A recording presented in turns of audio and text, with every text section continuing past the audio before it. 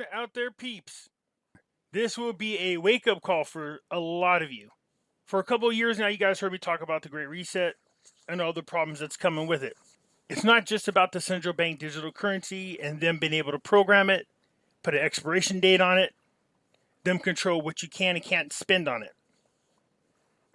There are videos I done that I showed you that Bill Gates and Microsoft have patents for robotic engineers for human beings, in which you will have cryptocurrencies generated within your body. Sounds all quirky and stuff, I know. I hear you. But you see this woman on the screen right now, that's Catherine Austin Fitts. She worked under the Bush administration. We're going to hear one of her interviews. You see, she was one of the in people for the Great Reset and Klaus Schwab. She was in the banking industry. And she's known for a long time exactly what their plans are for us. Yeah, this has been planned for us. So we're going to get into it. We're going to hear what she has to say. And then I'm going to show you the proof. Before we get started, hit the thumbs up button. If you're not a subscriber, please do so, because when you do, it helps out the channel. And I surely do appreciate it. Right now is a great time to be buying gold and silver, man. You need to be out of the system. You need to be out of it as soon as possible. So when you go to buy your precious metals, give a consideration to our friends at Money Metals Exchange. The link is down below in the description. If you are a first-time buyer and you spend more than $100, use promo code Pimpy, P-I-M-P-Y, and get a free half ounce of silver. You can see here Catherine Austin Fitts. It goes on to say who she is. Is an American investment banker and former public official who served as manager director of Dillon Read and Company, and during the presidency of George Bush as United States Assistant Secretary of Housing and Urban Development for Housing. So she has worked in D.C. She has been an advocate of several conspiracy theories, the global technocracy theory, which has developed rapidly during the RONA, and about which she has recorded a lengthy interview as part of the Planet Lockdown Conspiracy Advocate. Of course, anything that comes out that's truthful, they just automatically label it a conspiracy. That's why I said I definitely got to get shirts that are made that said I need new conspiracies, because all my old ones came true. Well, this is what I'm talking about. So we're going to watch this video. I just want you to hear what she has to say. She doesn't get all kooky sounding or anything like that. She just tells you what their plans are. And they want to call her conspiracy theorists. Well, then, heck, you can hear it right from the person's mouth. You see, she's telling you that Mr. Globalist, she's talking about Schwab. But let's hear the interview. If we're going to build a human civilization, it's going to be a global group of people who do it. And if you look at the people who decided they would rather go with truth than the cult, they're global. They're not in one place. She said would rather go with truth than the cult. You know, a lot of times people are looking at things in terms of nation states. Right. And it's past that now. Right. Although we have to have place-based optimization, and the problem with Mr. Global and the global leadership is they're harvesting places, and places have a negative return on investment. So all solutions require to reverse that and build bottom-up optimization in the economy. Mm-hmm. And you have to crash the economy in order to do that. This is why we're going through all the stuff we're going through. That's why the RONA popped up. That's why they got the ships sitting off the coast. That's why there's going to be supply chain issues. That's why there's going to be food shortages, superinflation. They need all these things to happen in order to corral you sheeples into where they want you to go. And it's going to have to be global, because this is a planetary. You know, one of the reasons that Mr. Global is pushing for a global central bank and these different central banking changes is they've decided to be a multi-planetary civilization. And so the question is, how can you create the structure you need to basically represent Earth's economy with other planets? A multi-planet. And how exactly do you plan on doing that unless you're already on other planets? Traveling from Earth to other planets takes years. It'd be hard to do anything unless they found a way to keep us from aging. We'll get into that here in just a moment. But she is talking about Klaus Schwab and the World Economic Forum. You heard what she said. It's too late. You can't stop them. And they build and plan in very long lead times, and so it's clear where they're going. I mean, we just in 2018 we issued a contract to Vodafone and Nokia to build a 4G network on the moon. The Chinese are planning on doing a development on the far side of the moon. You know, people are talking about going to Mars. So if you're going to have a multiplanetary civilization, how do you have a financial transaction function that can relate, you know, in and out for other planets? I dare say, I'm sure the Brits have their offshore havens up in the suborbital platform already. Why would they miss that trick? Suborbital platform. You see, they're not exactly letting us know everything that they've been up to. So when you hear all these people talk about space programs and that we're already colonized on Mars, and everybody goes, oh, those people are conspiracy. Now, again, I take everything with a grain of salt, but everything that she's talking about and everything that's going on with the Great Reset, I heard about from my friend Robert Dean back in the 90s. For the most part, you just don't want to believe what he's saying because, one, it sounds like it's impossible, and two, you just can't believe there's a group of people that have the ability to take over the entire planet and force the people to do what they're doing. No, I'm serious. If you look at the tax benefits of creating a legal jurisdiction in space that's free of all taxation, that's the ultimate tax haven. I'm serious. Yeah, that'd be cool. Look it up. I mean, why would they offer such a thing if it wasn't already available? I'm sure it's. I'll bet you €1 it exists. The best shots you'll get at the end. Okay, You wanna- let's go there real quick. I wonder if there's days where she's walking down this path, you see an elderly couple going by, knowing what she knows, does that ever sadden her? You know what I mean? Does she ever feel like, wow, everything that I'm seeing right now, these couple enjoying their day out on the bikes, their lives, their freedom, everything is about to change. And these people don't even know it. So I used to have a pass-through would say, if we can face it, God can fix it. And I believe that many things are possible if we can face it. So again, transparency is very important. If you look at what needs to be done, the problem, we don't have the power to stop the central bankers from doing what they're doing, but my prediction is they will fail. It's too hard, it's too complicated, and it's too outside the laws of nature or the laws of divine intelligence. Did you hear that? It's too late. You can't stop the bankers. But they will fail because it's outside the laws of nature and divine creation. I'll show you what she's talking about here in a minute. And the issue then becomes, how do we, as a people, pick up and build a human civilization? So, A human civilization. Let those words sit in the back of your head. Because Klaus Schwab and them, their intentions are to change you as the fourth industrial revolution. you know, they decided they couldn't do a human civilization. They're doing something I think will fail. And the question for all of us is, how can we make sure we can take things right if and when they fail? They want to turn humans into robots. Transhumanism.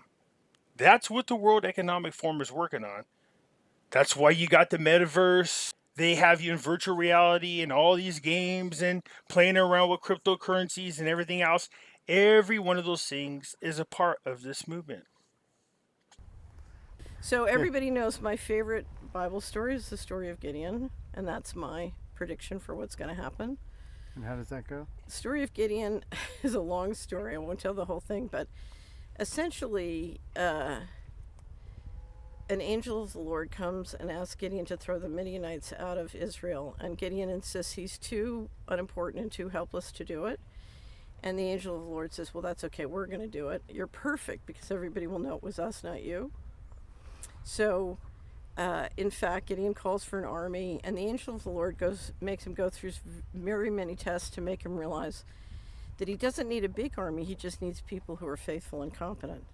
And in fact, in this environment, my advice to everybody after they come clean is strip your life down to the people who are, faithful and competent. When they come clean, who's they? Who is going to be coming clean?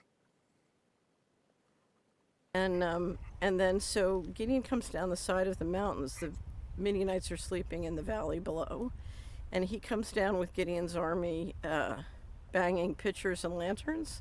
And the Midianites are so hateful and suspicious of each other, they jump up in the dark and kill each other. And in fact, every time I've seen someone bring tremendous transparency to what's happening, that's what happens. The Midianites, a fight breaks out and the Midianites start killing each other. And if you look at what these guys are trying to do, it's so hard and complicated. I think the Midianite thing is going to happen par excellence. And the question for all of us is, okay, what's our plan if and when that happens?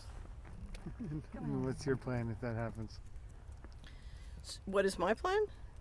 My plan is to build a human civilization. And again, first you bring transparency, then you rebuild the economy bottom up. But you have to, we are now integrating very powerful technology, and that means we have to grow spiritually. We have to, you can't have this kind of advanced technology, managed by cavemen. And to a certain extent, that's what we're watching. We're giving very powerful weaponry and very powerful surveillance technology to people who are using it behaving like cavemen. And the last question is do you think there's a spiritual dimension to this? I think first and foremost what we're dealing with is spiritual. This is part of a 10,000-year-old war, and the outcome depends on our ability to spiritually evolve and grow up. So, I tell everybody death is not the worst thing that can happen here. What can happen is you can lose your immortal soul.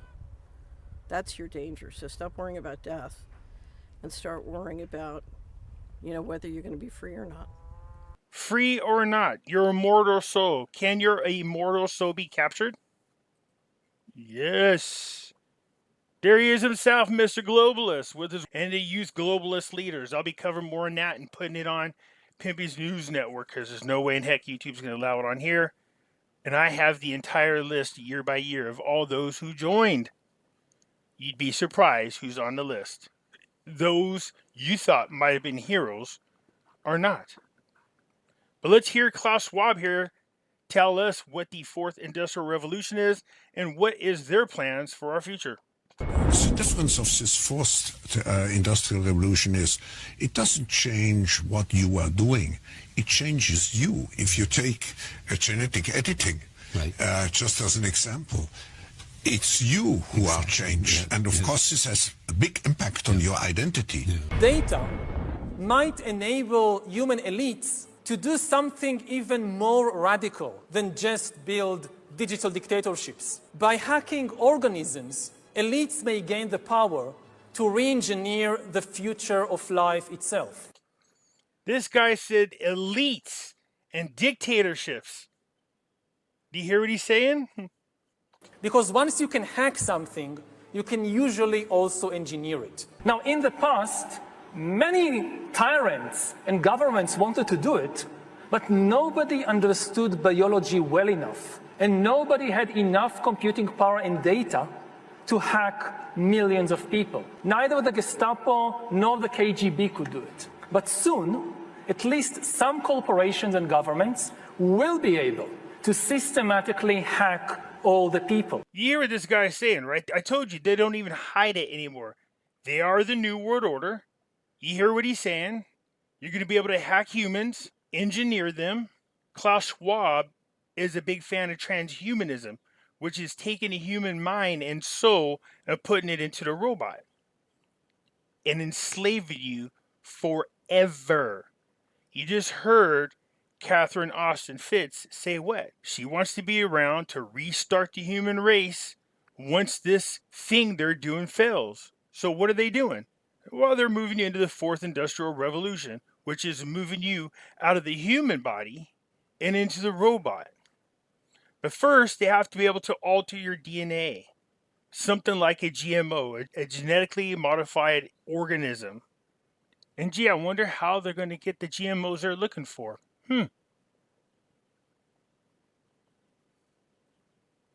To systematically hack all the people. And if indeed we succeed in hacking and engineering life, this will be not just the greatest revolution in the history of humanity. This will be the greatest revolution in biology since the very beginning of life 4 billion years ago. For 4 billion years, nothing fundamental changed. Science is replacing evolution by natural selection with evolution by intelligent design. Not the intelligent design of some god above the clouds. Evolution by natural selection with evolution by intelligent design. Not the intelligent design of some god above the clouds, but our intelligent design and the intelligent design of our clouds. The IBM cloud, the Microsoft cloud, these are the new driving forces of evolution. Today, we have the technology to hack human beings on a massive scale. In this time of crisis, you have to follow science. It's often said that you should never allow a good crisis to go to waste. Surveillance,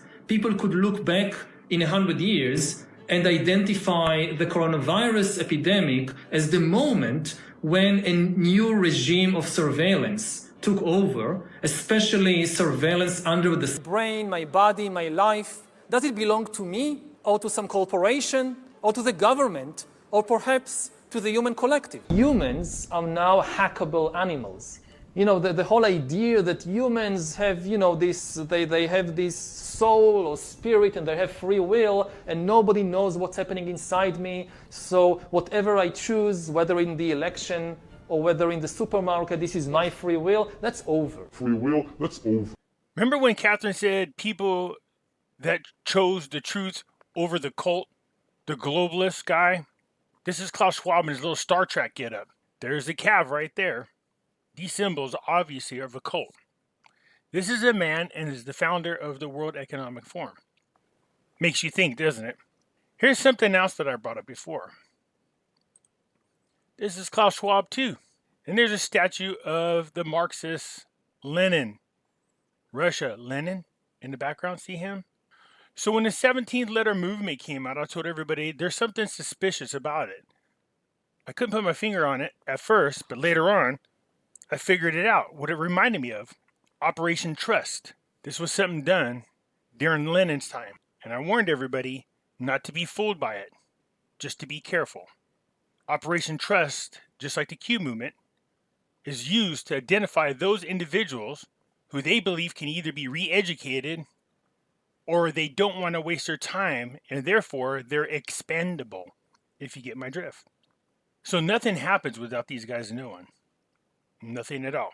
So when Catherine gave her little interview when she was walking, this is what she was talking about. She thinks they're going to fail, trying to push everybody into little robots.